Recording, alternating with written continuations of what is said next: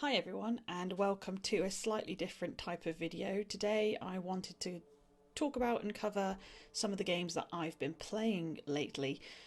I've decided to do it in chunks this year rather than doing an end of year thing because I figured doing it maybe a quarter at a time, the games that I've experienced will be fresh in my mind. I'll have a much clearer perspective on how I felt about the game at that time rather than waiting all the way to the end of December, which doesn't work out, and I don't even think I did it last year. So here we are. I want to talk about all the games that I've played this quarter. At the time of recording this video, it is in fact March the 31st, so we are literally ending the first 3 months of 2022. I want to talk about all the games I've played, some new, some old, and some that fall somewhere in between. So yeah, let's just get straight into it. The first game I just want to briefly talk about, I say briefly, I'll probably go off on a tangent, and that is God of War Ragnarok. I don't really have much to say about this game that I don't think's already been said. I played the majority of this game in December last year, but it managed to sneak its way into the first few days of January, so I'm including it here for that reason. It's very much more of the same from the previous game, the 2018 God of War, which it's not a criticism, it's not a compliment, it's just an outright observation, which I suppose is what it should be. It should have been more of the same, but better. I would argue it was good, it wasn't better. And I don't mean that as a negative, I didn't manage my own expectations. I didn't think it was any more evolved than what it already was.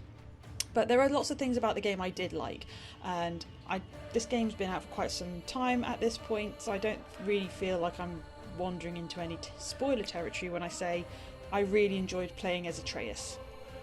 I thought the slightly more reduced skill tree and abilities that Atreus had just made it a little bit more fun for me. I decided to play the whole game on story mode because I just was not in the right frame of mind to play a challenging game, and even on the story or easy difficulty, I actually still found the game a little bit difficult, so take that how you may. But yeah, going back to Atreus, I really enjoyed playing as him. I really liked his character, you know, taking a little bit more charge in this game, and I also really like the character of Angrboda. I think the scenes between both Atreus and Angrboda were like some of my favourite moments throughout the entire game. I'm trying to think what else I actually liked that actually made me excited for the game, and this sounds like I'm kind of just ragging on it. But like I say, it's because I don't really feel the game went beyond what or improved on the previous, if that makes sense. You know, Kratos was fun to play. You do get an additional weapon in this game, in Ragnarok, but I didn't actually find myself using it a lot. You have to use, it's a spear, sometimes you have to use it for traversal and for finding certain collectibles, but other than that I didn't really find myself using the spear all that much. But it's a beautiful game, it's a pretty game, wonderful settings and environments. The music's good, don't get me wrong. I still don't think the music was as memorable and amazing as some other games I played throughout that year. But it is what it is, you know. It's won all the awards, what more can I say? But yeah, so I played God of War Ragnarok, basically. I liked it. I didn't love it, if I'm going to be honest. But moving on. I spent the good chunk of January playing Crisis Core Reunion, Final Fantasy VII compilation title. And it's a game I've played before. I played it on the PSP way back in, I want to say 2009. I don't think we played it straight away. I believe we purchased it with a white PSP. We bundled it together. Played it one summer, I think it was 2009, and then once we were done with the game and done with the console, we parted ways with them.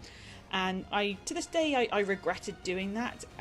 So when Square Enix announced that they were going to bring Crisis Core to modern day consoles, I was absolutely elated. So I went back and I played it, and it's a lot shorter of a game than I recall. So how Why I thought it was a much longer game, I'm not entirely sure. I think it's because there's a lot of cutscenes in Crisis Core Reunion. It's a game that purposely is designed to expand and beef up all the Final Fantasy VII lore. It introduces a few new characters that weren't necessarily conceived or conceptualized in the original making of Final Fantasy VII, but have, as time went on, they were created. We get to see way more backstory with the whole saga between Zack, Cloud and Sephiroth, how that chain of events came to be, and ultimately set the characters up going forward for what happens in Final Fantasy VII, the main game. The combat, I actually don't remember whether or not I found the combat hard or easy back in the day. I have a feeling that I actually didn't really get it. I didn't get the DMW or DMV or DWM, I forget what it's called. I do recall at the time not fully understanding it, not maximising its potential, and just doing an awful lot of button mashing, if I'm perfectly frank. However, this time around I took more time to understand how the materia worked, how to try and increase your chances of getting good rolls on this kind of like slot machine-esque kind of system that they have during the battle, and I just had a lot of fun with it. It was really good to go back to that world and just experience that story again. Yeah, so if you've not played it at this point and you're a Final Fantasy VII fan and you want to know a little bit more in terms of the broad spectrum of the franchise, it's definitely a game I suggest playing. Another game that I jumped into, albeit briefly, but it was just a good way of kind of taking a break from something that was story heavy or intense, and that was Demon Slayer, so Kimetsu no Yaiba, on the PlayStation 5. I actually got this game a couple of years ago and I just never got around to playing it properly. And like most anime games, it basically takes you through the story of the anime, but you get to play out all of the fights using the main character Tanjiro, and then there's other modes that you can use other fighters for. There's challenges, and with each chapter you can kind of go back and do the fights again and try and get like a higher ranking, try it on harder difficulties and get those and better rankings again. So it's that kind of game. It's nothing too revolutionary, nothing fresh, if I'm honest, in that regard, but it's just fun to play if you're a fan of Demon Slayer, and it's actually probably a really fun way of getting into the franchise if you're not familiar with it. I would maybe compare it to the same experience I had with the Berserk and the Band of the Hawk video game. I've never watched Berserk and I've never read Berserk, but I played that game and it took you through the whole, from what I can understand, the entire story, or at least the whole golden arc, and I was really invested in the story. So I'm hoping that if I recommend those of you who aren't familiar with Demon Slayer to maybe give the game a go rather than investing hours into the anime, it might just give you a taste as to what all the fuss is about. So another game that I jumped into was actually a freebie, or it was a game that was included on the PlayStation Plus service. As I pointed out last year, I paid a year's subscription for the premium service. So unfortunately, I have a hard time discerning which games I'm getting for that. So the game I'm talking about is Whispering Willows, and I decided to play it because it was actually leaving the subscription service. So at the time of this video, I'm sorry, it might not actually be available to play on PlayStation Plus, but hopefully it's cheap enough to just purchase from the store. So this game is a 2D kind of side-scrolling sort of adventure. It's not a Metroidvania. I definitely wouldn't describe it as that. But basically, you play a young girl who's gone looking for her father. Her father's gone missing in this giant estate. Who he works at this estate, works for this family, and he just didn't come home one day. So she decides to go looking for him. The added twist being that she can kind of transform herself into a spectral form and leave her own body, which is part of the game in terms of you can traverse different floors or go through into different rooms that her physical body might not be able to go to, but she can go in spectral form and solve puzzles or unlock doors, find clues and items, that sort of thing. And the whole point of the game is just basically explore the grounds and the mansion and other various parts of the estate in order to track down where her father has gone. So yeah, it's not an exceptional game, it's not a particularly long game, but it was just fun to mumble through, something relaxing, something that wasn't too stressful. And it's got a little bit of a creepy kind of vibe to it, you know. I wouldn't say it's outright horror, but it's certainly got that supernatural, eerie kind of undertone to it. So if you're looking for something that's a little bit more chill, Whispering Willows was a good shout. So the next game I jumped into was a title that I actually got for my birthday last year, and it just sat there for a little while. I didn't play it straight away, and that is Soulstice. Now this is a really fun, like, B-tier kind of mid-budget sort of game that I think a lot of people overlooked and missed out on. I think that the reason for that is, myself included in this, I mistook it, and I think others may have mistaken it for a Souls-like kind of game, to which it is not. It wasn't until I read another article, review, kind of reinforcing what type of game it was. By this point I already had the game, or at least I think I wanted to play the game.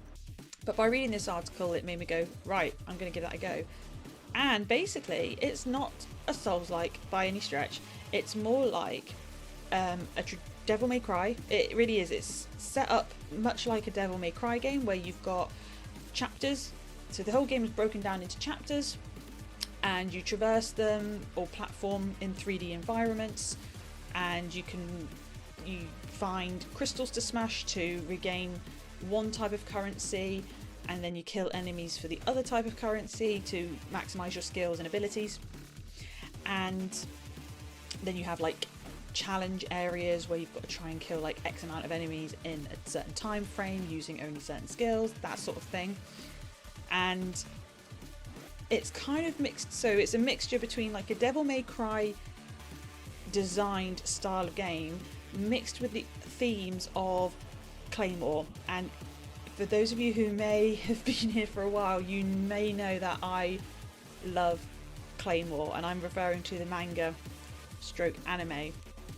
It's got a hella lot of influence. I'd be damned if the creators of this game say they've never heard of Claymore, because they'd be lying. So the character you actually play as two characters combined as one. You play as Briar, who is a young physical human female who's got some sort of curse type thing going on, almost like, so she's got like a devil trigger situation where if she gets enraged she turns into a beast, so it's all very berserky, Claymore, Devil May Cry, all that sort of thing. And then you also play as her sister Lute, who is in spectral form. There's a bit of a theme going on here with the games I've been playing, and she appears like attached to Briar, and she performs like defensive moves. So while Briar is the hard-hitting, offensive character where you do your strikes and attacks, Lute is actually responsible for debuffing and protecting Briar, and trying to offset the enemies by either throwing projectiles or casting shields. And it's really fun. I had a really good time with it. I haven't actually finished the game at the time of making this video, because if there's one thing I must critique, it is actually quite a long game. At least it feels like a long game. I think I'm in the third act, and I believe there is 4 acts in total in this game. And it just felt like the game should have ended by now. I'm at that point where I don't feel like I want to really do 4 or 5 more chapters, but I think there are 4 or 5 more chapters and they're only going to get harder. But I do endeavour to finish the game, and when I have come to a complete finish, I will enlighten you with how I felt overall. But at this current moment in time, I enjoy it, I recommend it. If it's going maybe at a sale price, so if you're able to find this game for maybe half price, or if a friend's willing to let you borrow a copy, you know, when people used to do things like that, I definitely recommend giving it a go, because it's the sort of game that I don't think you see much of at the moment. So another game that I decided to jump into from my PlayStation Plus subscription service, and this is a game from the Classics catalogue, so this would have been part of my premium tier subscription, and that was F.E.A.R, First Encounter Assault Recon. I've always wanted to play F.E.A.R ever since I'd say F.E.A.R 3. My partner, I actually purchased it for him. I got him F.E.A.R 3 as a birthday present when that launched in 2000 and whenever, and it looked scary, it looked intense, and I thought I really want to get into this franchise. And I remember walking into like the game stores at the time, and I think F.E.A.R 2 had launched at that point, and you know, just seeing copies of F.E.A.R and F.E.A.R 2 everywhere, and I just thought to myself, well, that looks creepy, and it was popular, people were talking about it, and I just never got into it. So I thought, now's the time to get into it. And I gotta say, that game has not aged well at all. It is mundane in design, its colour palette is so bland, the story's a little bit utilized, which of course they expand upon in the following games, and there was DLC for F.E.A.R, but not on the PlayStation 3, so it wasn't I couldn't play the DLC. But for those of you who maybe don't know what game I'm talking about, never heard of it, never played it for yourself, F.E.A.R is a first-person shooter for all intents and purposes, and at that time, I believe it was 2002, the J-horror aesthetic had just become a big thing, it was booming, so the developers of this game thought, what would happen if we combined first-person shooter with J-horror jump scares? That should work, shouldn't it? And at the time, I'm sure it did, but playing it in 2023, wait, what did I say, 2022 earlier? It's 2023, isn't it? I don't even know what year it is anymore. But playing it in modern day, the cracks show a little bit. So like I said, the environment designs felt very repeated throughout the game. It tried to do something cool whereby it introduced, it didn't introduce it, sorry. It used a slow-mo system, so like some sort of like adrenaline mode where you could shoot things, enemies would come at you slower, so you had a better chance of hitting them. And if I'm going to be perfectly honest, I played the game on easy anyway, and I can appreciate that this adrenaline mode would have been really useful maybe in hard difficulty, but I spent most of the game not needing to use it. I just felt myself using it for the sake of it at times. The bits that tried to be scary with Alma, I don't want to go into the story too much, but Alma, as the game goes on, it's revealed that she has some sort of psychic power, and therefore she's able to kind of infiltrate people's minds and fuck with them a little bit. And the moments where she appears, or at least you think she's appeared, they do put you on edge slightly, but unfortunately, because it's an old formula and it's a plot line that I was somewhat familiar with, it didn't have that impact on me. So I've got to say, I think the game itself let itself down.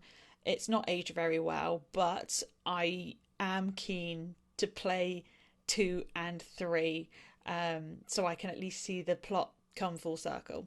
And that leads me to my final game, which I've been playing for a whole month straight now, and I didn't even realise, and that is Destiny 2 Lightfall. I won't sit here and go into it too much because I get that live service games aren't for everybody, and a lot of people still have issues with that sort of formula in games, and for a long time I did too. But Destiny 2 or even Destiny 1, for me it sets itself apart from other games. It's gone through a lot of iterations over the years. It's gone from Activision to Bungie alone, and now it's Bungie Sony.